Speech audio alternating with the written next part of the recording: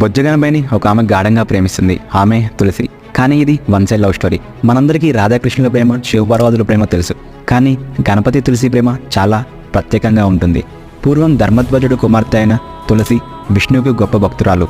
మహావిష్ణువుని మనసులో తలుచుకుంటూ ఒకరోజు గంగానది తీరానికి వెళ్తుండగా ఈ క్రమంలో అక్కడ కూర్చొని ధ్యానం చేస్తున్న గణపతిని చూసి తనకు తెలియకుండానే వినాయకుడిపై ఆకర్షణకు లోనవుతుంది. అతన్ని పెళ్లి చేసుకోవాలని భావిస్తుంది. ధ్యానం వదిలిపెట్టి బాహ్య ప్రపంచంలోకి రా అంటూ గణపతిని తులసి కోరుతుంది.